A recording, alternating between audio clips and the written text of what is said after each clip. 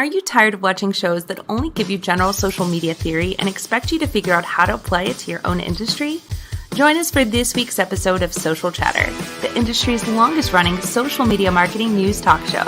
Not only will you learn the latest breaking news, but you'll also gain practical advice on how to apply it. Now here's your host, Christian Karasiewicz.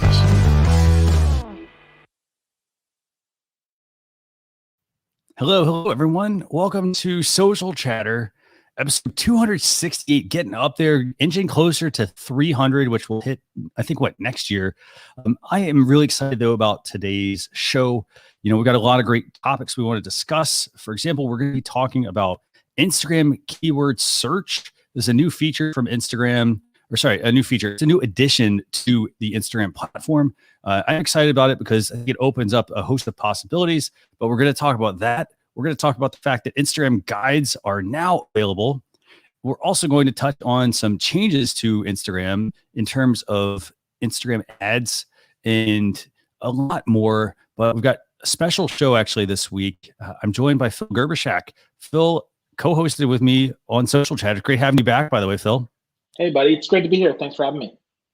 Anytime. And so, we've got Phil, and then in addition to that, Dorien Morin-van is joining us this week. She is the community manager for Social Media Pro. She also runs More in Media, but it's great to have her back as well. Dorien, thanks for joining us. Thanks for having me again. It's fun. 4 times. At least 4 times. I'm losing track here. This is awesome. And I mean, here's the thing: 4 times because I think I've been running this show for 6+ years. I think now is almost where we're at, and just glad to have you back. I know. Here's the thing: Scott Ayers was talking about this earlier. He was actually asking me, "Hey, who has the most appearances on the show?" Scott's been on there. You've been on there, and I know Scott is. I think he's the leader right now, and he said he's chasing Bob Hope for most appearances on a show. I think he was on Johnny Carson a whole bunch of times. We're talking like hundreds of times. So really, though, excited to be talking about social media news this week. So do you want to tell people a little bit about yourself, Dorien? Sure. I'm a social media manager turned strategist. I'm also a community manager. So I started out working with a lot of small local businesses where I kind of got my start. And now I work with a lot of B2B as well as large national brands. I do strategy sessions. I do strategic planning. And I really love content marketing. That's really my sweet spot. So I'm the organic person that gets called in when paid isn't quite working, or if a client only wants to do paid, but they need a little bit of organic. So it's kind of been a really good sweet spot for me. And, here's the thing. I mean, everybody should strive for organic. Yes, ads are going to give you that immediate boost for the most part. But, if you can, try to do organic as much as you possibly can. Again, I mean, Google likes it, but at the same time, it also helps you establish some domain authority. If your content is ranking very high on Google, you're not going to have to spend that ad money. You can put it towards other things.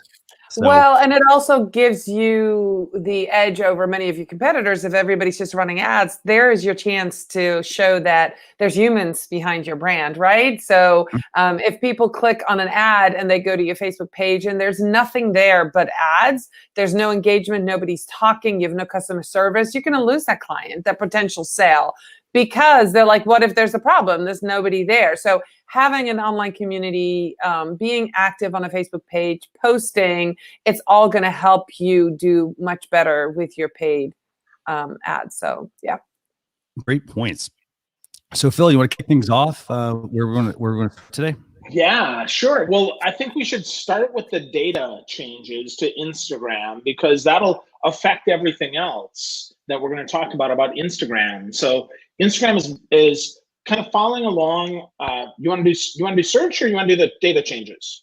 Well, which one? You tell me. Okay, so let's do the data change, right? The fact that you can opt out now, because I think that's an important one, right? That'll kind of share the rest of it here, because on Instagram, right, it's always been all your stuff. It's there, but you never saw it, right? Like Dorien, you search, I search, Christian, you search, but where's that search going? Well, it was going right back to advertisers, right? All the data was going right back to advertisers, and We had no idea what they were doing with it. So now we can opt out of that. I think that's a really big deal because it changes the ads. So I'm kind of sad because I get all my Christmas gifts for myself on Instagram ads. I don't know, Dorien, what about you? Are you excited or sad about this? Depending on how I look at it as a consumer or an advertiser, right? So yeah, for some accounts, this is not going to be good news. For some of our, where we run big ads, this is not good. As a consumer, it's kind of nice to be able to opt out of things. So I don't know. I mean, I think it's probably the right move for Instagram. Yeah, so that's interesting you say that. Christian, I'd love to hear from you on what you think about this, because I actually think it's bad news for consumers. But Christian, I'm going to let you go next. So, it's a bit of a trade-off. I like the fact that consumers can opt out, but at the same time, I mean, it also comes down to bringing you things faster. So, for example, I love the fact that I can, if I go look at something, for example, I kind of expect to get an ad. Now, at the same time, though, I think there also needs to be a little more education for people, because I think that's the big issue here. People don't know that they're necessarily being tracked. We're always on the cutting edge of social media marketing, just marketing overall. And like a lot of people, though, they're just out there shopping. So when they see that ad, they think it's creepy. Hey, I went to this site. They don't really understand why it's happening. So I like that they're doing this. I realize it's going to hurt a lot of people who rely on ads, but I think also at the same time, I mean, the consumer needs this. Yeah, I think so. I mean, I think the consumer should have some control. But to your point, Christian, I think it's really important, right? We have to educate people on what they're doing. I mean, this is a decrease in relevancy for the advertising that you're going to get. Because right now, holy crap, mine is dialed up. I got from Pottery Barn the last couple of days, get this, Pac-Man betting. Pac-Man betting. Now you think, well, what the heck, right? Phil likes, no, I love the 80s, love Pac-Man. And I have recently got a new bed. So I'm absolutely in the market for this. This ad couldn't be more spot on for me. I changed that up. I got to tell you, I don't want flowery slip covers. And that's what's happening here. That's what they're doing by decreasing this and allowing us to opt out. Now, I'm not going to opt out. I'm glad that there is that opportunity, because I tell you what, I love to see the targeting. I love to see how it's dialed up. My question is, what becomes the default behavior? Is the default opted in or opted out, right? It's like a 401k. If you opt people in to a 401k, they contribute because it doesn't hurt. If you have people into the data, this could be much ado about nothing because nobody's going to change it. If they change it, right? What do you think, Dorien? Yeah, I think I was going to make that point. I think that this is a move for them to look and sound more transparent. Their option is there, but I think the default's going to be that you're opted in unless you know where to find this. So I don't think a lot of people are going to change it. I don't think a lot of people are going to know where to find it. The consumer who is not in marketing is just going to be on Instagram and just really, so I think that's why I really do believe that for Instagram, it's the right move. I don't think it's going to really change a lot of behavior. And I have to say, I'm more of a Facebook shopper than an Instagram shopper. So my target isn't quite as I guess as refined, because I don't click around on Instagram as much as you probably do. So I don't know. I think in the end, this might be a lot to do about nothing. So here's the thing. I will say, so there is on the screen we had there, you had the ability to opt out of Instagram. You also have the ability to opt out of Facebook as well. So remember, Facebook is starting to converge a lot of these products. The other thing though, I want to go back to just real quick, and then we're going to move on, is that what Phil mentioned about the 401k. So for example, and I love the example actually that you gave. So for example, with a 401k, a lot of people were not investing in it because they didn't understand it. They didn't understand the 401k, and then what was happening? Well, people weren't saving enough, and all of this other stuff was coming up. And now what happens at most companies, they actually require they automatically opt you in to a 401k at, for example, like a minimum of, like 1% or something like that. So you're opted in because in a way it's helping you, and that's the same thing. I think opting in would make more sense here, specifically because of also the fact that, to Phil's point, if I'm looking for Pac-Man sheets, for example, from the 80s, that's something that, if that's exactly what I want, it finds it based on my habits. Otherwise, like think of Pottery Barn and all the SKUs and all the product that they're going to have, somebody's going to have to know exactly what they want to look for. Otherwise, you're going to go, I think, waste your time going through, you're going to go through floral sheets, and you're going to go through, maybe you want, 80s and they're selling 90s, for example, and even the 2000s. I can't believe we're saying the 2000s, but that's where I think that the targeting is really going to help. It's going to help reduce the choices that people have to sift through to get to exactly what they want. Yeah, here's hoping. Well, that's where this next change, I think, is a really big one too, to sift through, because most normal people that are not marketers don't know how to search on Instagram. They didn't realize that you had to search basically by location or by hashtag. Well, now they've got the ability to keyword search, which totally makes sense, right? It's so smart. I think this is a really big thing, especially, again, for consumers. And I think this now makes B2B much more relevant on Instagram, because if I'm looking for help on how to solve a problem, well, if you do a good job of creating video content, creating a carousel, or what we're going to talk about soon, a guide to actually doing this, I think this is a big deal, and this is great for Instagram. Dorien, what do you think? Oh, I absolutely agree. I think it's been, I think the regular consumer, like you say, doesn't know that you have to put in the exact keyword to get somewhere. So the example would be like, coffee mug. Some people might not call it a coffee mug. They might call it a teacup or whatever, but there's no related searches, right? You have to put in the exact thing to find it. So now with these keyword searches, then you'll get hopefully related content, and it'll be much better. It'll be more intuitive, I think, for people, and it will show more things. It's been hard from a marketer side to explain that to a brand. Like, we have to be super specific. We have to know what people search for, and especially in the bio.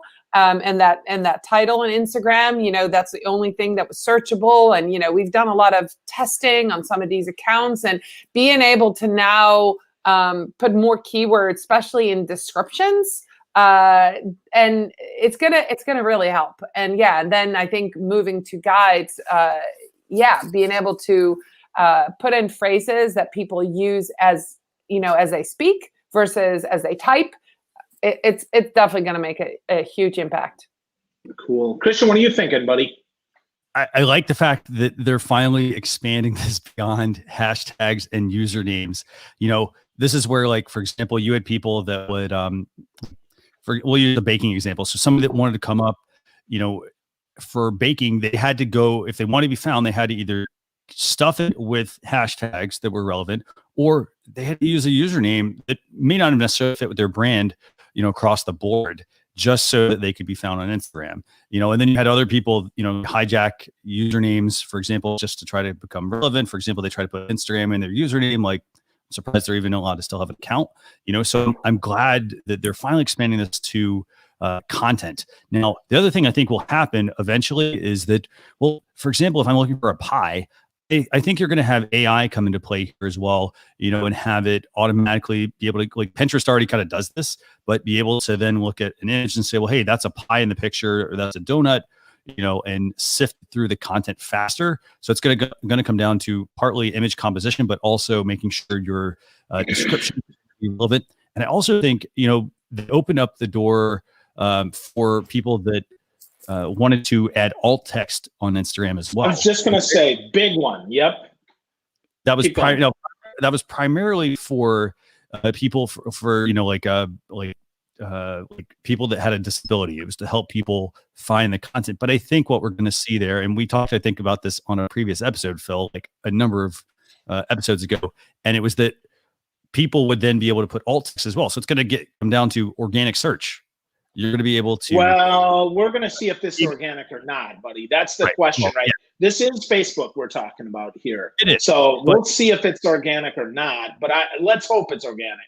Let's hope that it is in-gameable, right? Because all I got to say is there's one of our least favorite marketers that we know is going to be the first person to game this search and try to find a way to rank for banking recipes, even though he's selling ugly masks, right? So it's going to be really clear how quickly this gets gamed and how quickly they move, to your point of not just alt text, but also relevancy. Let's be clear. I want to vote that says Dorian's is right on, it's exactly right on baking recipes. And this one on this ugly mask is not relevant, thumbs down, right? So I think that's going to be key. And then not gaming that, right? Because I can tell you there's this one account that I followed because they looked really good. They had 2 million followers. They were putting on some good content. They've got 50 bot accounts that swarmed me immediately after I followed that account that look just like their username, that swarmed me, sent me direct messages, had all these crazy things for following them. And I see now, as I look through their followers, but you have to go way back because they got 2 million of them, how spammy it is. So it's really interesting. We're going to see how this plays out, how quickly it gets gamed. And hopefully, to your point, hopefully it's AI plus me, you, and Dorien that can actually vote this up or down and say, yep, it's relevant, or no, not so much. Well, and I think something that you just said with AI, you know, I'm very active on Pinterest. I have some clients that are doing some amazing things on there. And, you know, fresh pins is a big deal. You know, having original content. So I wonder if on Instagram, where a lot of people, you know, alter their images or take stock photos and alter them with filters and you know, they're just, if this will be a game changer for some of that. If you start putting really fresh content that you create, if that would get priority over things that have already been used or that are stock photos, you know, if that's going to be part of that equation of how it gets pushed up in the next little bit, I would be very interested to see that. Yeah. Well, I'm going to guess that guides end up being very important, right? Because you'll add, to your point, Dorien, of using it like Pinterest. I can imagine that you start putting some things together, not initially on the launch, but I think guides moves us into the point where you might post 8 pieces of something, almost like a story highlight, where you can now put it together and now we can have a guide. So let's move to those Instagram guides, Christian, because I think that's a great jump point there for this. Definitely. And one quick point I want to make, by the way, about the keyword search Instagram's rolling out. It's only available right now in a handful of countries. So again, just don't expect it to be available in every country right now, obviously the primary countries. So, you know, in order to get that, make sure you upgrade your Instagram app. And again, I mean, they do roll things out just like Facebook. They roll things out systematically. So sometimes it'll hit every user at once. Sometimes it'll hit certain parts of the world. So if you don't get it yet, just keep trying, update your app, and I think you'll eventually get it. I have it. I just checked. Yeah, fantastic. Yeah. Okay, so Instagram guides. So I know we talked about this one on a previous episode of Social Chatter, and Instagram's finally rolling out guides. I mean, to everyone. Dorien, you want to kind of give a little bit about guides, like what they are? Yeah, I mean, I just actually read this article as well as article by Jen Herman, who is that Instagram expert that we all love. And so she kind of explained how it's going to work and where it is. It's kind of, once you make a guide, it'll almost like a little newspaper thing that sits on your profile that you can click. And it's basically putting together several posts that you've done. It's an aggregation of posts. So almost say what Phil was just saying, like stories, and then you put them together and you highlight. It's kind of like that, where you take your feed posts that you post. So say you have a collection of coffee mugs that you sell. You know, you have 5 different versions, and for Christmas you want to create a gift guide. You put all of them together, and then they live in one place. So people click on that newspaper you know, icon, and they will find your guide on, you know, great gift ideas. So it's kind of like that. You can, I think, and I'm not 100% sure because I didn't read down to the end. I think they're your posts, but I also think you could curate other people's posts, but I'm not 100% sure about that. Do either of you know? Wow.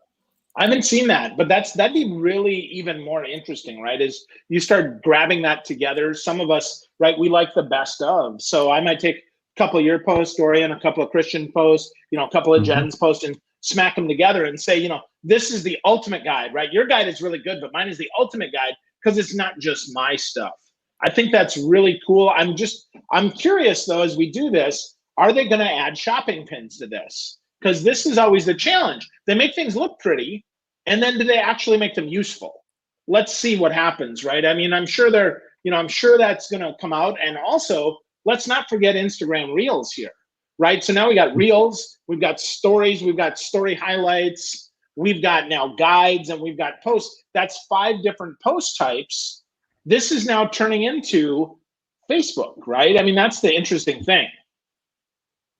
Yeah, I'm looking at Jen's explanation. I'm just reading this right now, but you can actually use user-generated content in your guide about your brand to showcase to others.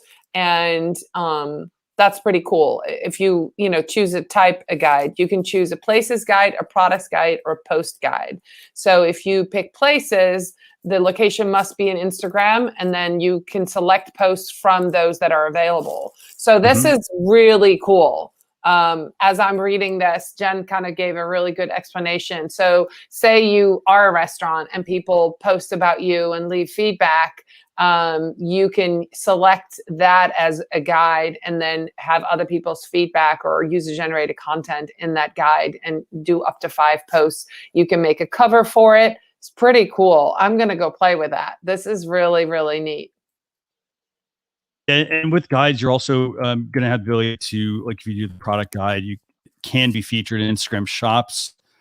So that should be very useful as well. Again, helping you drive some more sales, hopefully. But again, it's also like going back to the keyword search feature. It's about putting the right information in those guides. For example, I love Phil's example of taking various guides that people have done and curating like the best of. I love that, actually. I think that makes a lot of sense. Instead of having to try to create everything yourself. But yeah, that's the Instagram guides feature. Remember, this was previously out. So this was back in, I think, May of this year. I talked about it on an episode. And at the time, it was primarily focused on like well-being. And not a lot of people had the guides feature, but now it's good to see that it is expanding to much more. We kind of knew it was going to expand to other things.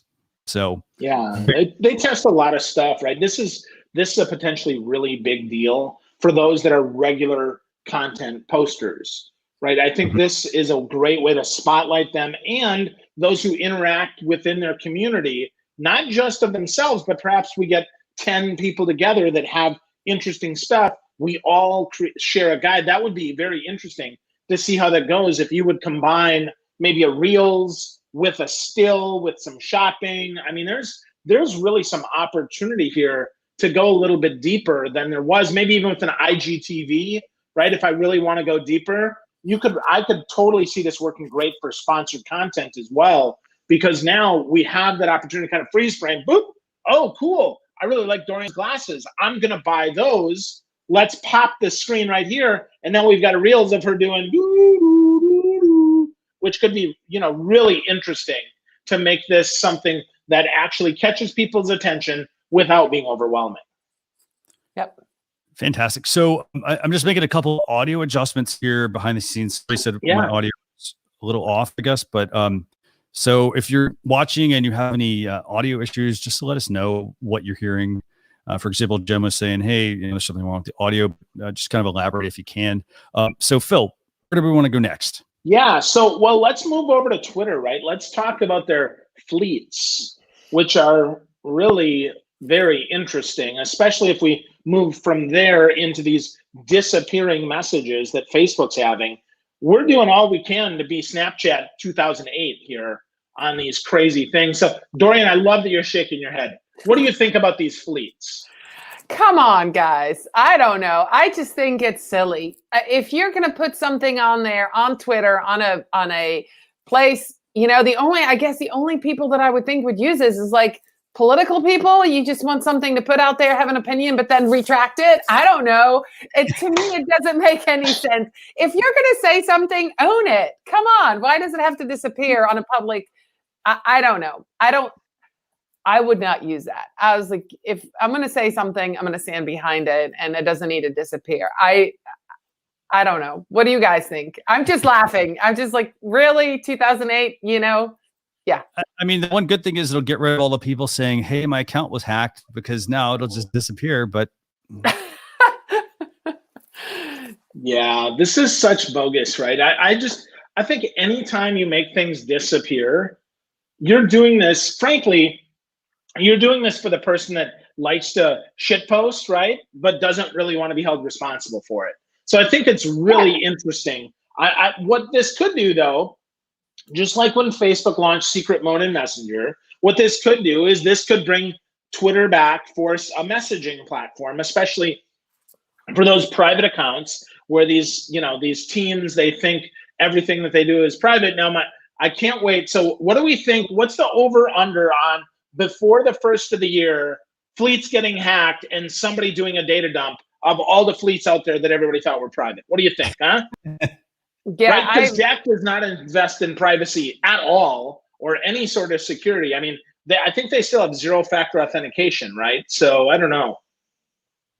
What do you think, Dorien? Yeah, January 1st? Yeah, for sure, 100%. And I think that people that are going to use this are people who aren't really maybe that tech savvy, but they are on Twitter. They want to be heard. They might have really strong opinions about things, and they're going to think that, oh, it disappears. It doesn't live on there because, we all can see those screenshots of, politicians from years ago. They've changed their tune. They said this, there's a tweet, and now they say this. They might have deleted it, but, it was up there for a while. And yeah, this is just, I don't know. This is disaster for those. And I mean, all along, it's the same thing. Those I have, 4 kids, 3 of them now are adults, but in their teen years that, they thought they were safe from stuff. It's like, you're not, your friends take screenshots. Your enemies really take screenshots. It's just, I don't know. It's not a feature that, it's going to get hacked for sure. Yeah. I mean, I think the only thing is if you're a brand or if you're a business, right, and you're thinking, hey, I'm not getting a lot of traction on Twitter, I encourage you, and I would say this with any branding feature, test it out, play around with it, because you're going to get attention because not everybody will. You're thinking about 10%, right? But long term, there's limited impact to this. And frankly, do you get a streak if you do this, right? Is it like Snapchat where, hey, look, Dorien saw my poster, so now she's on fire because she watched my fleet 3 days in a row. Woohoo, yay. No, on fire, stop being cool when NBA Jam moved off the Sega Genesis. Okay? That's all I'm saying.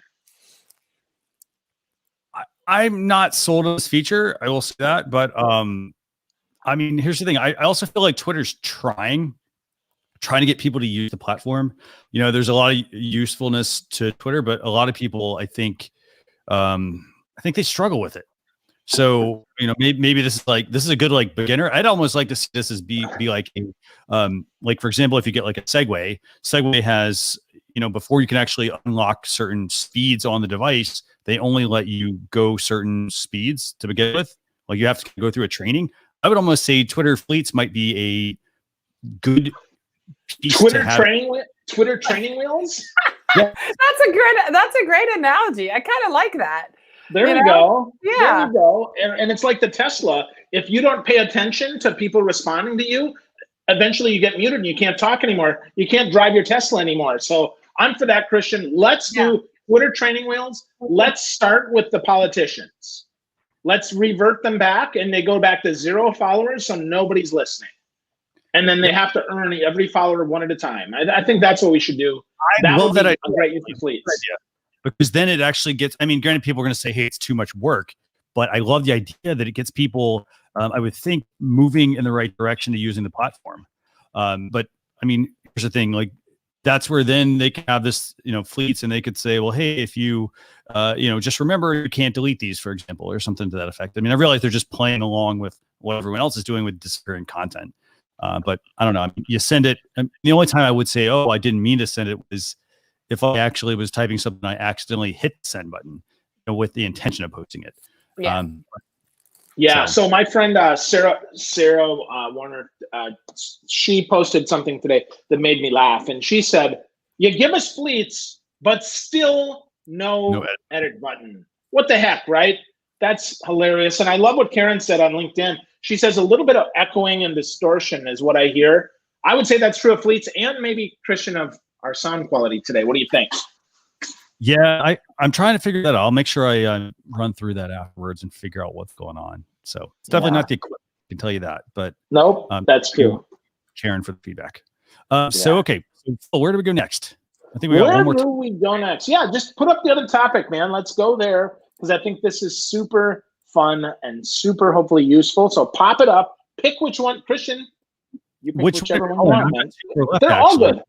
Oh, you. Okay. Oh, I thought we. Yeah, pick which one you like, man. Because yeah, there we go. There we go. So yeah, monetization and rights manager. Finally, we're gonna stop freebooting, hopefully, on Facebook because Facebook has already made $100 billion off of freebooting. So why not finally give us the ability to stop people from stealing our videos? It's about stinking time. What do you think, Dorien? Yes, you can just hit the share button. You don't need to be downloading stuff and editing it and then uploading it as your own. I mean, we see everybody do it. We get questions all the time. Social media managers are going, why? I just uploaded this video. I found it on YouTube and I edited it and I made it beautiful. And now Facebook won't let me use it. I'm like, that's not how things work. So I'm glad that this is happening, that people can actually say this is mine and there's, a process in place. And yes, hello, it's time. We have the technology to do it, with AI. So let's do it. Yeah, and totally. Doing, by the way, they're adding into rights manager. So they're adding, obviously you can control more of the content and, claim what's yours, but they're also adding match rules to help you monetize your content as well. So you can collect ad earnings off of that. So it's an option here at the bottom actually now. So when you turn it on, you'll get money from new eligible matching videos. And then obviously match that don't qualify will be automatically set to monitor. So basically it's also helping you make sure you're getting in a way like your dues, I guess, if you want to say it like that. Sure. Well, again, though, that's where if I can collect ads on you stealing my video, that's awesome. I think that's a big deal. And I actually really like that. Now, if I can't, right, if all I get is a notification, well, now we've got challenges, right? So I think this could be really big. That ownership link, again, link back to me, link back to my page. I think there should also be a contact link that says, hey, report the fact that this hose bag is stealing my content. I'd like to see this. And I'd actually like to see this on all platforms. Let's be totally honest. The more platforms this is on, the better. Definitely. Anything else you want to add about Facebook Rights Manager and the ability to now better monetize some of your content? Nothing for me. No. Okay. I mean, I think it's a good move. One last topic real quick, and then we got a couple of questions for Dorien here. And the last topic is actually it's Facebook Vanish mode. Now, I'm going to go and play this video real quick here, but basically, I mean, you kind of get the idea. Facebook's running a, let's see, how can I put this? They're basically running a tool that lets messages disappear. Yeah, so they're doing Twitter fleets, except they're having this. It's so interesting because they've had secret mode. Now they just call it Vanish mode. How idiotic is this, right? I get it for the normal user, but for a business, perhaps what this is for flash sales, right? Hey, we've got a flash sale and this is only available. I expect we're going to see some sponsored Vanish mode stuff where it'll happen like LinkedIn does with InMail. Boop, it'll pop up only when you actually log into Facebook Messenger. Which could be really, again, that could be a much more useful feature. Yeah, that was my exact thought. When you were talking about that, I was like, oh, flash sale. That would be the only reason that would be interesting to me, that you could do that. You could say, hey, I have extra inventory, or I had a sale that didn't work, or, I've got, 5 of something left or 100 of something left. And I'm going to just put this on and see who will go for it, and do that flash sale. I think then it's good. But otherwise, I mean, same thing as those tweets. Yeah. Turn on. Well, what it might do though is it might make people turn on notifications. If you can set this per user, now we get people to turn on notifications. Now, whoop, every time this person talks, what this turns into, I think, is this turns into a lot like Community is, right? Where they're pushing out content and you have to be ready for it. So I think that's interesting. Christian, what do you think, man? The one thing I will take away from this is I love the example you all both gave, and it's the fact that this could be great for flash sales, and the fact that this is rolling out to Facebook, but also Instagram as well. It's coming soon to Instagram. Now, they're trying to get the users to actually use this feature to send memes and animated GIFs and stickers and reactions, all that sort of stuff. But where I see the value in it is Facebook needs to find more places to run ads. And that, to me, going back to your flash sale example, that is what I think will end up happening here. This will become a destination for Facebook ads. Like you all said, you will be able to run, I think, short form ads to sell some content. It's that, it's that fun, catchy content as well. And it's the disappearing content. That's what I think is going to end up rolling out here. Somebody wants to sell something. Hey, they're going to push it out. It'll be available for X amount of time, and then it'll vanish. And then here's the other thing. We know that things are moving towards, using more AI. And it's the fact that if I'm running something, for example, in Vanish mode, it also means less maintenance on my end, because I won't have to actually go in and say, well, did I stop that Facebook ad? I don't remember if I did. I realize, you can have them stop for you right now, but this way it'll just poof, go away, and you don't have to do the cleanup. So that's what I think is going to happen. Well, and with that, that's a good point, Christian. It gives you it gives you really good data because you have it for a set. You can compare sets when they're exactly run. If it's 24-hour disappearing, you can really set them for that same time frame. So it's easier to compare those data sets. Like if I start them at 5 p.m. or I start them at 3 p.m., but they all run the same amount of time, and I think that might be good. Definitely. So what I want to do now real quick, we're going to move to the second act real quick of the show. And we got a couple of questions for Dorien. We want to, just pick her brain on, and then we're going to move into just a couple of quick tools here. But Dorien, you are the community manager for Social Media Pro. You also do social media strategy work. And I know you're very active in the Social Media Pro Facebook group. And so what I want to talk to you about is just how about building a successful Facebook group. So I know a lot of people, it's easy to set up a Facebook group. It's easy to send out that email, invite people to join. But what are some challenges that people often run into when they're trying to build a successful Facebook group? All right. So if you're watching this and you don't have a group yet, the first tip that I'm going to give has to do with naming your group. Facebook search is super clunky. We just talked about Instagram search and, we're going to go with keywords.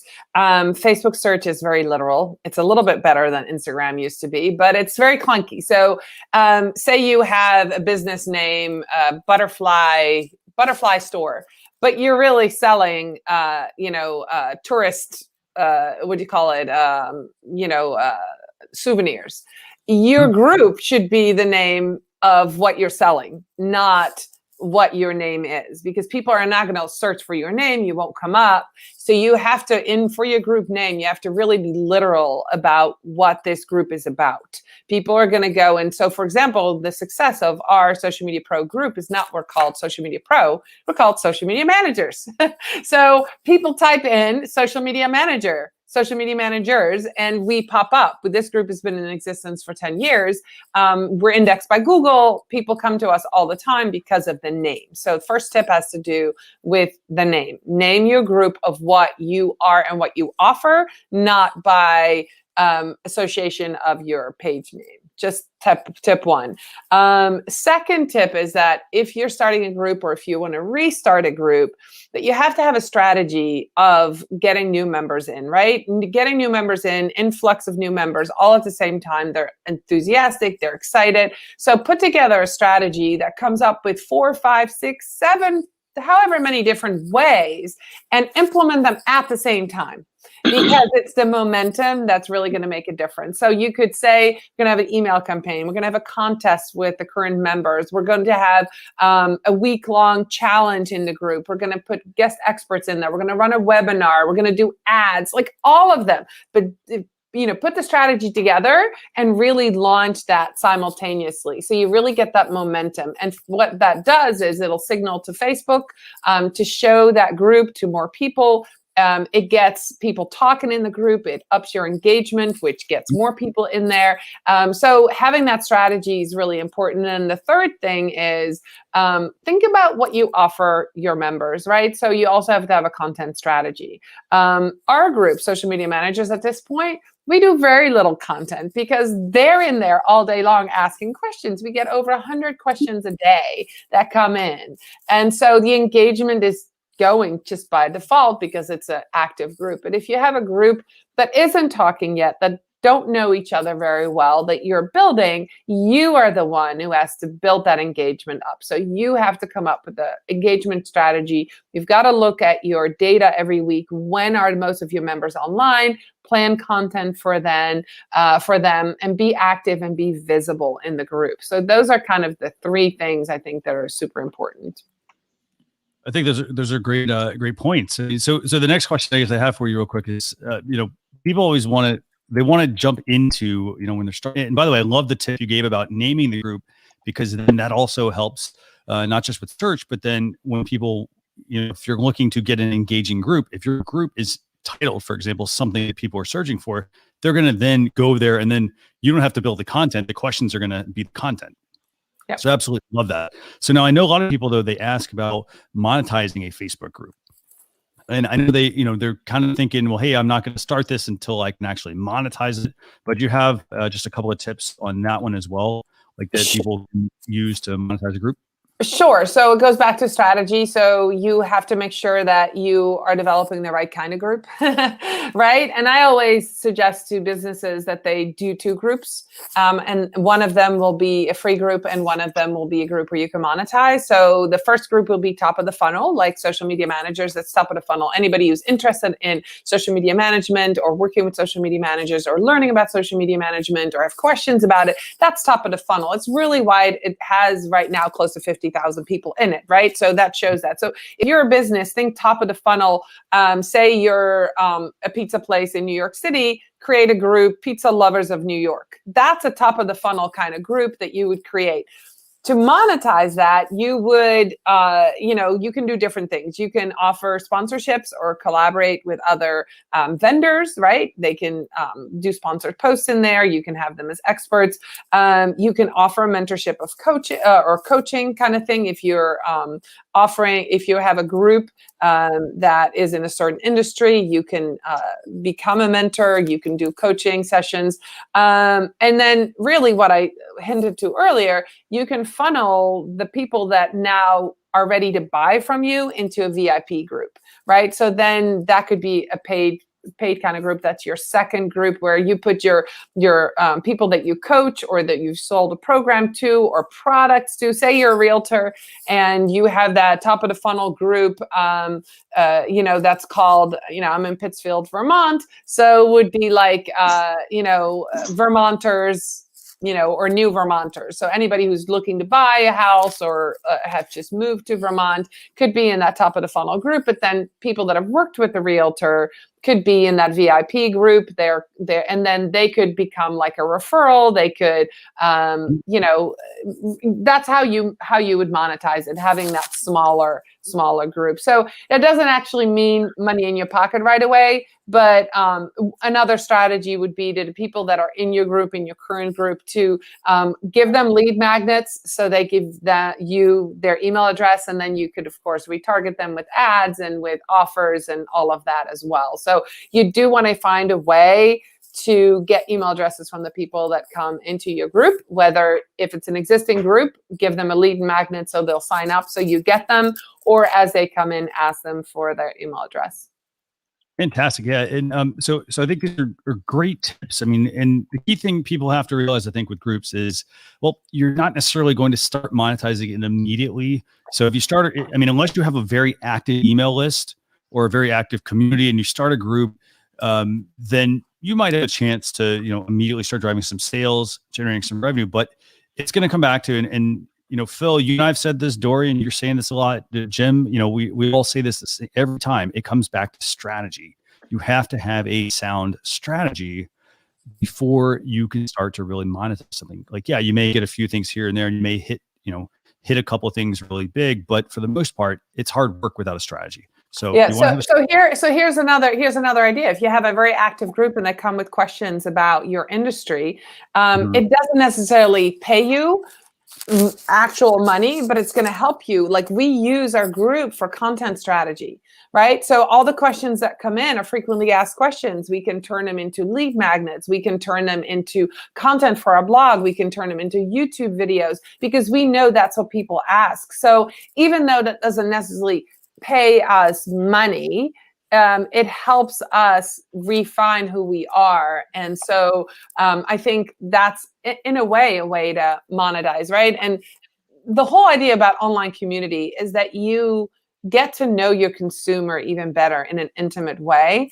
So then you can offer better products that sell better. You can adjust your marketing message to reach them better. So that eventually will turn into money too, right? So you can't always measure the things that you get out of that group, but putting effort and time and a human body in the group, it can be hugely beneficial to a business, to a brand, to get that one-on-one interaction with the people that love your product or your services.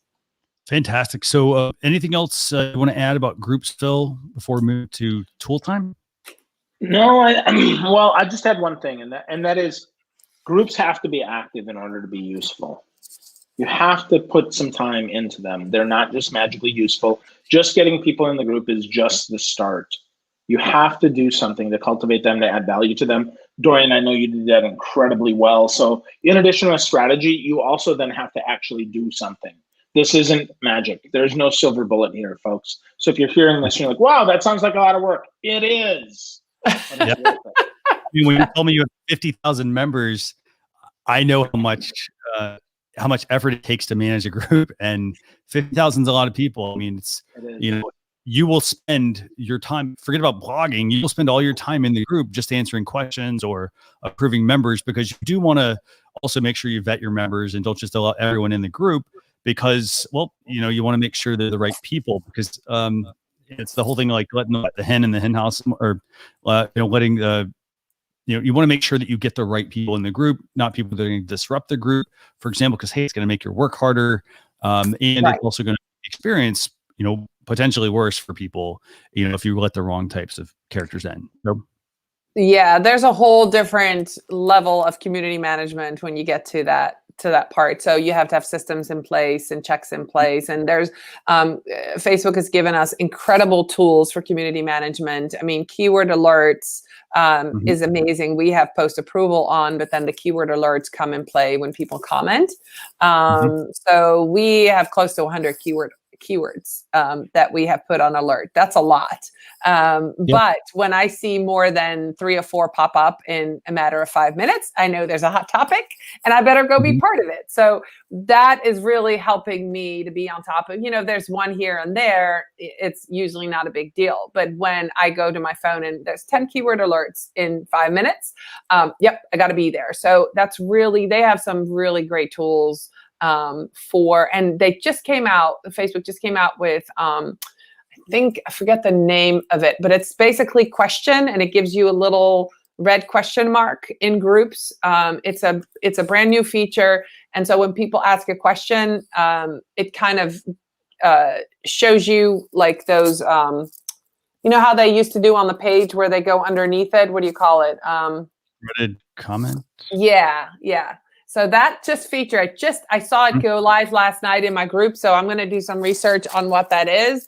But again, it's a way for us to up engagement. So as a group community manager, I can use it to get more engagement. But we have so many members in our group that ask questions all the time. I think it's going to be like a regular thing for us in the group. But if you have a kind of a group that's not that active, you can use that feature to really get some feedback.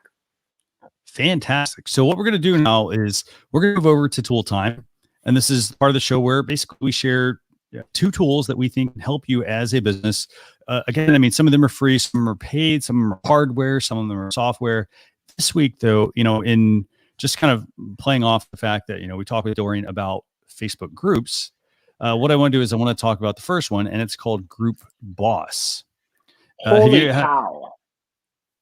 Have you had a chance to use it, Dorien?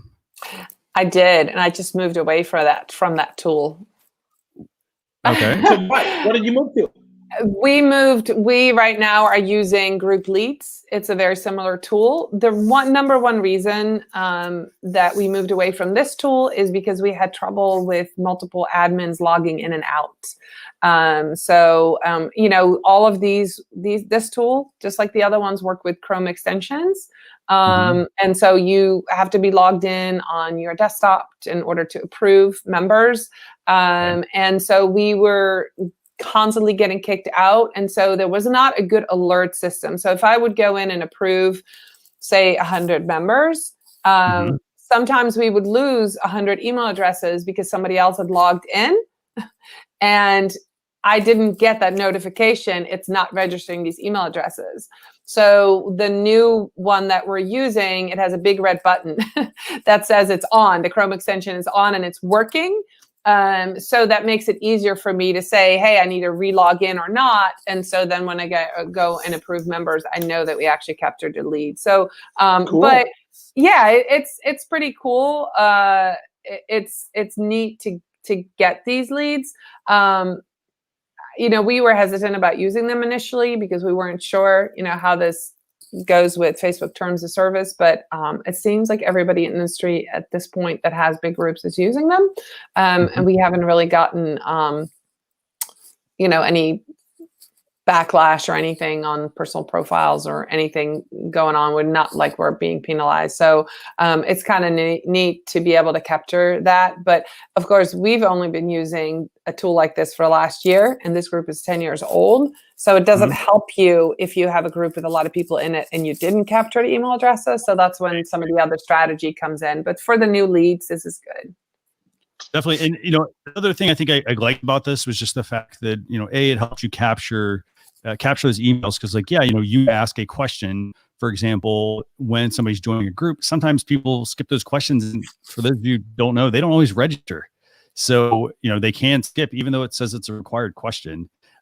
So this actually helps you get that person's email address, get their profile information, for example, and also just learn a little bit more about them, and obviously get into a tool that helps you stay organized. Were there any particular features of this that stood out to you, Dorien? Well, one of the cool things is that it captures all the answers of all of the questions. So, for example, it goes into a Google Doc. And so one of the questions we have is, how did you hear about us? And so for our group, what's happening is that we have several people that love our group. And so they talk about our group on a YouTube video, or we're mentioned in an Inc. magazine article, or so we're finding content where we're mentioned because people are coming to the group and answering that question. So we have a really good, solid place where we can say, this is how our leads come in. So that's one way. And another one is, we've changed up some of the questions, but what is your level of social media experience? And so we can kind of gauge on at what level people come in. So we can really create content around that for the group members. So it's really, and you can change these questions, of course, at any time. But it's really helpful for us to get data on how people find us, why they come to us, what they want to learn. And it goes into a Google Doc that's searchable. So that's super, super helpful. Fantastic. Phil, anything you want to add about this tool before I move on to the next one? So again, right, I would encourage folks to really consider letting people know that you're going to be messaging them, right? Make it very clear. Pin something to the top of your group and say, hey, we're going to send you an email. We want to understand more about you, not just opt you in and spam the crap out of them. So just, full disclosure is always better than no disclosure. So, let people know if you can. Yeah. The other thing I would also add about this tool is if you are building, obviously you should set up an email list, but if you're feeling confined by the limit of questions that you can ask users joining a Facebook group, for example, if it's like 3 questions, for example, and then you obviously get their email address, consider setting up an autoresponder email series so that you can walk your users through things. So it's not just, hey, give me the standard information. Let's take that a step further. Let's get the email address. Let's get them in an autoresponder series, and let's walk them through a series of, if they're, for example, how do they learn about the company? Meet the team, for example. What are some of the social media platforms? But these are all emails that you can automatically send out, and people start at different stages of the funnel to drive them closer to that, sale, for example.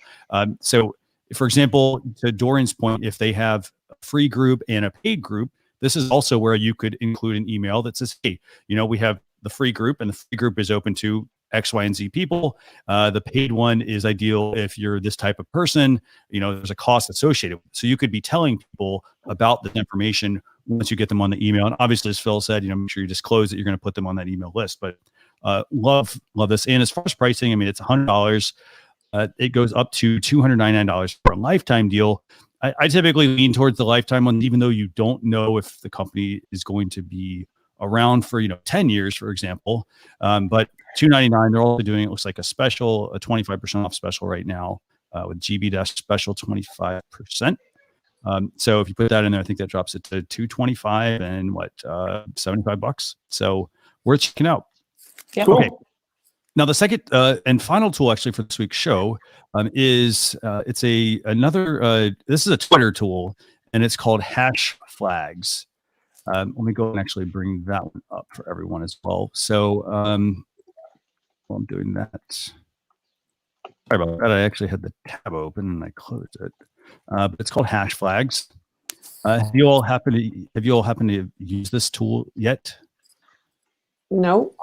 No, I don't. I think these are interesting, right? Anytime you add something to it, it adds a little bit more visual appeal. My challenge with all of these is, how do you search them, right? Are they just to look pretty, or are they actually useful? And it's okay if they just look pretty, but any of these, right? I can tell you, most of my customers are not going to understand that hashtag PSS and then a controller is different than hashtag PSS. Potentially, right? And I get that it's not, but it could cause some confusion, which would make people be like, well, why is this way? And, I don't know. They're cute, though. They're super cute. I like the Mulan one a lot, right? From a heart to Mulan. I think that's great. I don't know. Dorien, what do you think? Yeah, I looked at it earlier. I was like, yeah, I haven't. One of the clients I have, we have products, so we do use hashtags, product names, and then you can.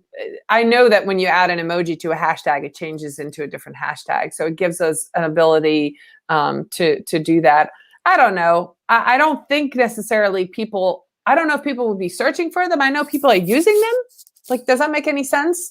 Because I see, like, for example, say the hashtag is coffee mug. It might be, 750,000 people that do that. But then if you do coffee mug with the coffee mug hashtag, maybe only 100,000 people have used it. So it's a way to, I guess, include a second one, similar one. I don't know. The ones that are moving, certainly draw your attention. So yeah, I don't know. I think it's a cool tool. I think if you're a very visual person, this could jump out at you and you'd be like, oh, this is neat. Is it easy to add them to a post, or how does it actually work? So they're temporary. So you have to. So this is what hash flags basically are. They're a place for you to go and search for current hashtags or previous ones, for example, that were made. Like I said, they're temporary. So, for example, we've got the PS5 one here. This is the PlayStation 5 that came out. There's for the Xbox. I don't even know what the Xbox model, the Xbox Series model one. There's a static one there.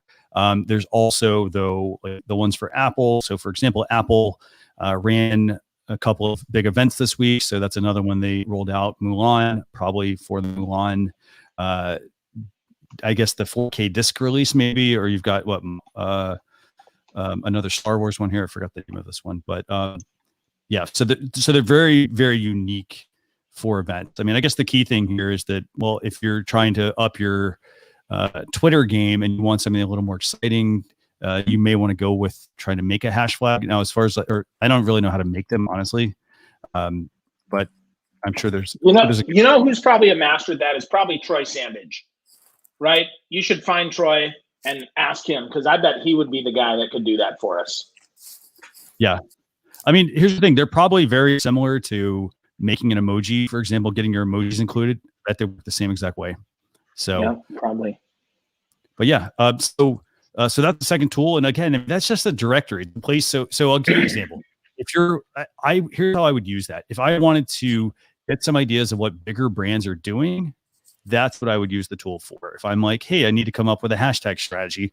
What are people using? I wouldn't get too concerned with, well, how do I make one of these? I would look at it and say, hey, what did PlayStation do, for example, for the PlayStation 5? Hey, it's everywhere. And get an idea of what kind of hashtags they're using so that you might be able to implement that as well into a campaign you're running. Cool. That's going to do it, by the way, for Social Chatter episode 268. Just a couple of quick notes here. If you want to get the email newsletter, socialchefs.com/daily. Dorien, by the way, it's fantastic having you on as a guest this week. What's the best way for people to get in touch with you?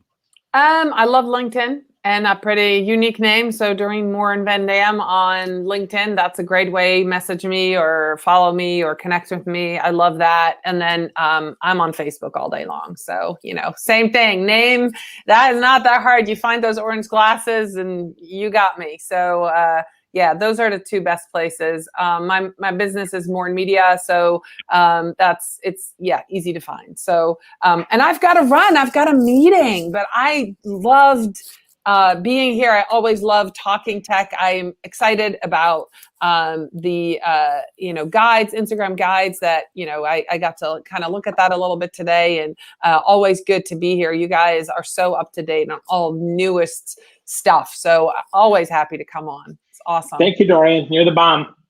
Thanks a lot for joining us, Dorien. We'll see you all. We'll see you on a future episode. Hopefully, 5th or 6th? I got to look up how many you've been on. So I know I'm going to do the same thing. I'm going to go check. Fantastic. Dorien, thanks a lot for joining us. And just a couple of quick notes to everyone. Feel free to jump out whenever you need to. But we'll have the blog post recap going out this weekend, along with the Alexa flash briefing.